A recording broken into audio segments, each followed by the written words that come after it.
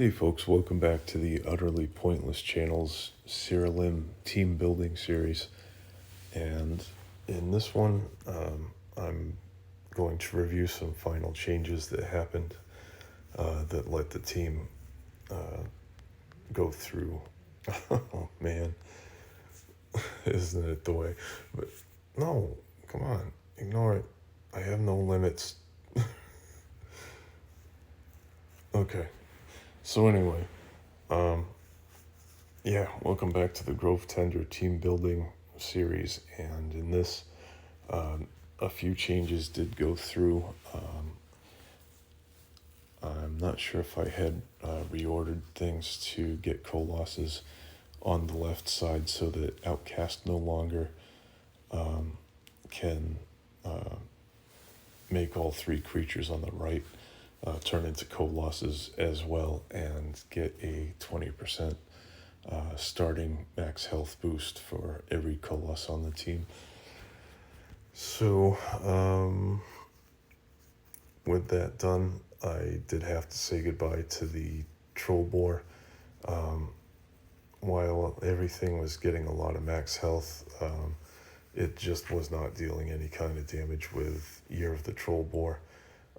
I think the artifact was kind of to suspect.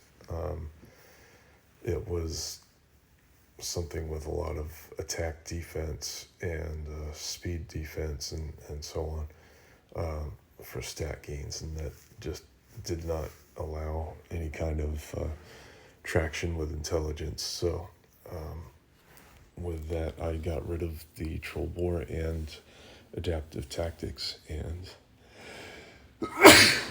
excuse me. And so with the team not having done much in the way of damage, I put in the Inox Apocalypse, and that was fused with, I think, a Koloss, but anyway, with Beast Within, after your creatures gain a stat other than attack, they gain 50% of that stat as attack as well. Excuse me. And so that trait doesn't stack, so that's just a one-time trait in there. And then I've got Final Excretion again. So after an enemy dies, there's a second corpse explosion that's cast.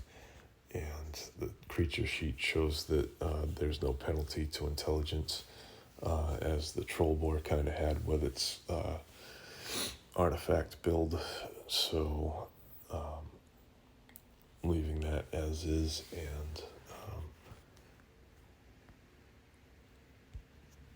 everything is pretty good. I got a couple of changes to the spell gems. I found that Fracture only works on your own barriers, so that's not cool. I should probably be getting Warp Reality in, because that works on either side's barrier. And let me get that taken care of right now. So yeah, Warp Reality is a bonus spell that you can find with the guilds. I'll just leave it at that as a teaser. And where is Warp Reality?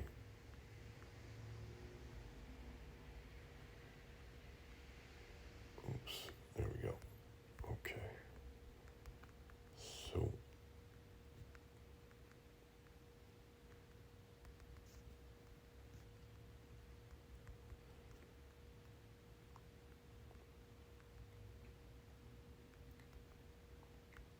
and so I did have it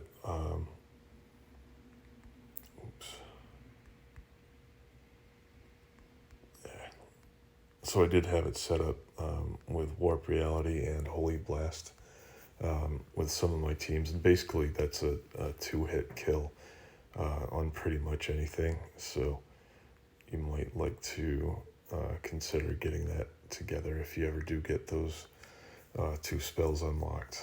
It's very powerful, great in any team that's a little bit slow. And let's see. There we go. the second target works, because if you cast it, I think it won't shatter the barrier twice. It'll kind of fizzle, but I'm not sure. So better to use casts on extra target instead. And let's see, for spell gems, oops, gotta get that in first, and there we go. Yeah, so I pretty much have any spell gem that I want with a class swap. So if it's important enough, I'll do the class swap and get it in there. But for the most part, I just stick with oh boy. So for the most part, I do just stick with putting in spell gems into the correct class here. So basically death spells here, life spells here, or here, chaos here, nature here, and then more chaos here. So let's see. Got Breath of Life, Lifeline, to get Colossus up 100% health-wise, and then Requiem. So there's that. Finger of Death has been working fairly well, getting rid of things. Riotous Rum is additional damage with Feared, Debilitate, removes additional traits gained. So I won't be putting in a Sapphire Drake that gives everything on the enemy team healing breath anytime soon. So that's the one thing about this game, is that you need to always have mental notes on pretty much everything that you have set and customized on your team. So that's been discussed. I got a second Requiem just in case Chaos Rift adds those additional traits that you need to kind of break a stalemate. Clayman gets extra health for this and this Koloss, and then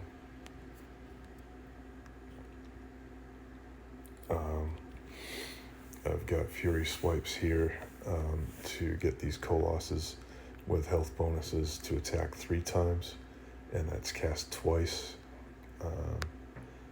Then I got Wind Cutter, which I'm looking to replace because the damage that it's dealing is just not worth it.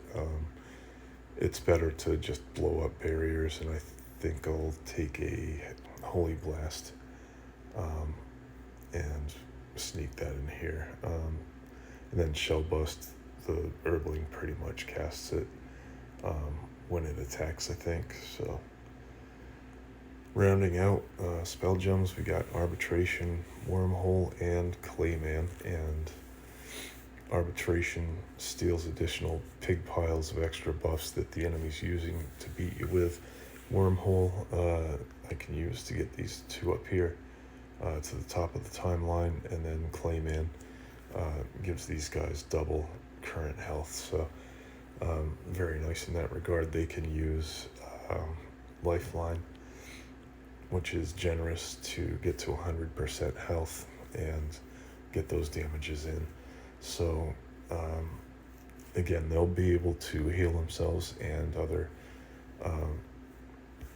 creatures on this team will be able to use Wormhole to sacrifice their turns, so that way it won't be cumbersome where one of these 2 creatures will have to heal itself, wait for its next turn, and then attack. Basically, these guys here will be giving up their turns to these guys in order to punch through. So